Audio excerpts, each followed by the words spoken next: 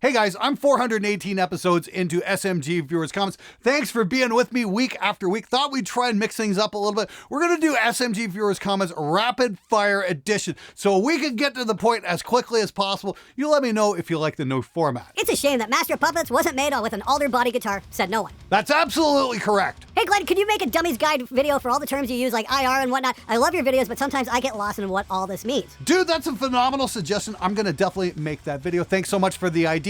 And just in case you were wondering, IR means impulse response, which means digital snapshot of a speaker cabinet. Hope that helps. Looks like a fucking Ranger bass boat. Wow, you know what, man? I think you're right. This is finished like a bass boat. Damn. Get the Kirk Hammett LTDV. Be the envy on stage or at the marina.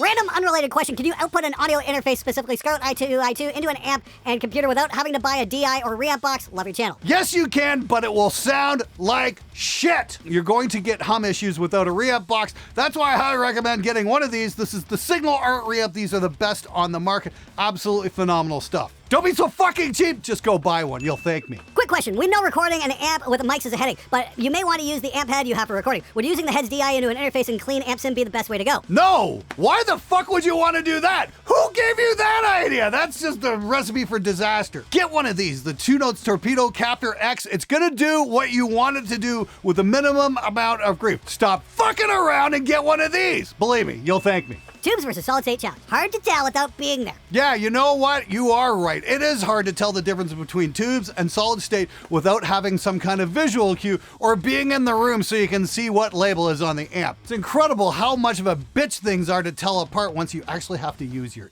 ears. All right, guys, hope you're enjoying the episode so far. Hope you like the new format. If you do, let me know in the comments below because I'll keep things moving at a much more rapid pace. The one thing that keeps this show going over and over week after week after week is Spectre Digital. That's my company where we've got courses and plugins and all kinds of cool stuff. And we've got a super special deal this week on my courses. We're selling my entire 4-course bundle for only $125 till end of day Sunday. We've got total heavy guitar, mixing symphonic folk metal, producing prog metal, and mixing in Reaper with free plugins. That's all part of the $125 bundle, normally priced at $250, but fuck it, what the hell? You guys are awesome. Let's give you a deal. That's going to be available once again until Sunday night. Now, for all you guys wondering about the Reaper with free plugins things, yes, we did run down a couple of issues with that. It's fully functional now, so have at it. Enjoy. Go to SpectreDigital.com. Links are in the description below. Now it's time for the Butthurt of the Week.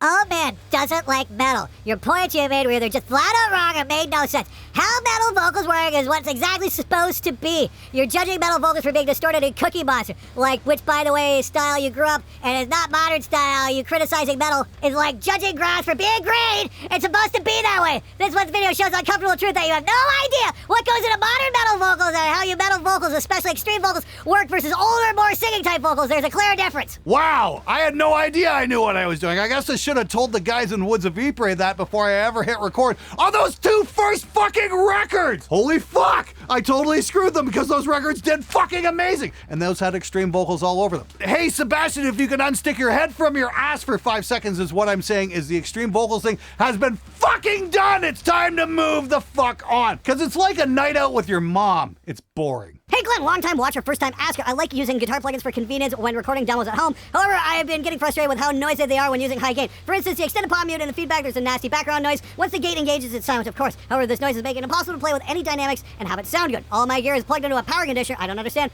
Forums haven't done shit. Also, thanks for all the great videos and advice over the years. Yeah, you're right. Power conditioners won't work because they're not designed to filter out that kind of noise for a guitar amp. Sounds like you've got a ground loop issue and I've got just the thing. This is brand new from Morley. This is called the Hum Note. This is an inline power filter. It gets rid of the hum, especially if you've got ground loop issues. And what's great is it'll work not only on North American power, it'll also work in Europe and Japan as well. Super cool piece of gear. I've been using the Morley products to clean up my audio for years and nobody's paying me to say this. I'm not getting paid for this endorsement. I've been using Morley products long before they ever thought of sponsoring me. I like them because they just fucking work. This one's brand new, the Hum Note. I definitely recommend checking it out. You'll thank me. Glenn, this question has nothing to do with tone wood on solid bodies or how flame decals will make me play faster. I subscribed to your channel back during the pandemic when I had dreams of collaborating with local musicians who didn't necessarily own computers. I invested in a Tascam DP32. What's the DP stand for?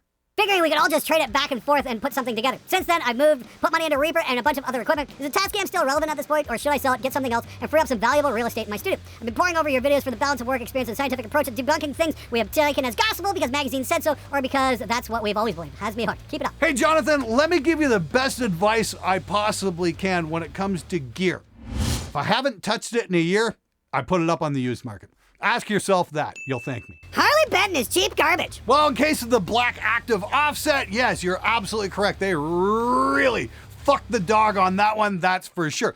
Now, about the Harley Benton question, a lot of you guys were asking about the new 2x12s, if they ship with the new vintage 30s. Well, little they know, I've done a stealth buy on one of those cabinets. It's arrived in Canada, should be arriving here in a couple of days, and I'm gonna have a video coming up on that. We're gonna see what we get for our money and what kind of vintage 30s we get, whether or not they're the shitty old ones or the cool sounding new ones. This could be the best bargain cabinet ever, and I'm gonna have a complete breakdown on the price and the taxes and the import fees and everything else, so you'll know the all-in cost. This is a video you're not going to want to miss, so hit the fucking subscribe button, you lazy fucks! I didn't understand very well the stereo bus mono effects topic. Could you talk a little bit more about it, Glenn? How do I know the effect is set to mono or stereo? Well, fortunately, most plugin companies have their plugins switch between mono and stereo automatically. The only one that doesn't do it is Waves, and it'll usually say right in your screen whether or not it's a mono effect or a stereo effect. Keep that in mind. Put a stereo effect on a stereo bus, or better yet, just put something else on your bus other than Waves. Saves a whole lot of grief. Try it out.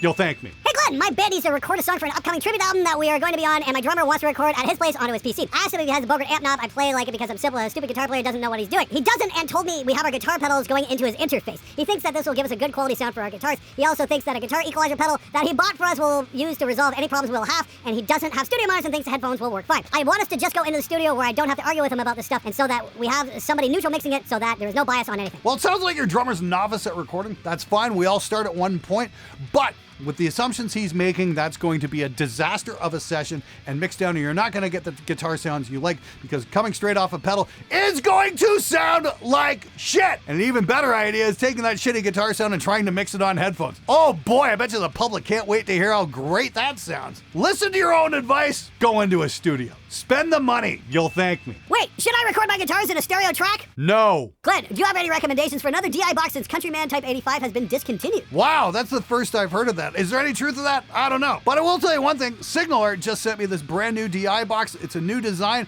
Apparently it's pretty fucking awesome. I've been messing with it a little bit, and so far I've been getting some pretty great results.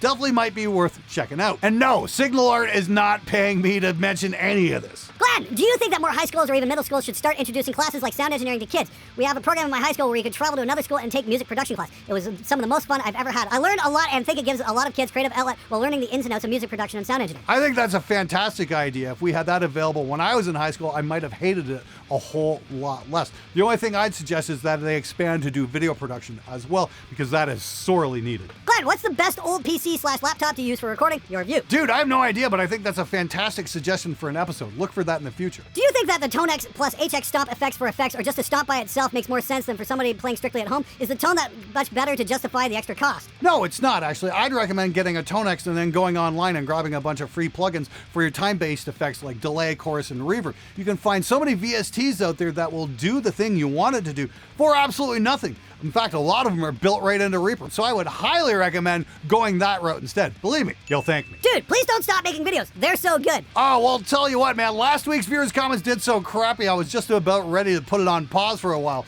But I don't want to let you guys down, so tell me if you enjoyed the new style of viewers' comments. If you did, I'm going to keep up with a rapid-fire pace because I think it'll just be a lot more fun. Anyway, I look forward to hearing from you. Leave a comment below, and above all, please, if you haven't already, hit the fucking subscribe button already. And if you're looking for more killer content, make sure you check out my video on that new orange OR32 amp right here. It's evil as fuck. Trust me, you'll thank me. Thanks to everybody for watching, except for Sebastian. What a dickhead. Glenn, this question has nothing to do. Fuck off, Alex. Jeez, I'm trying to read the fucking question. Text. That's 3 fucking. What the fuck, dude?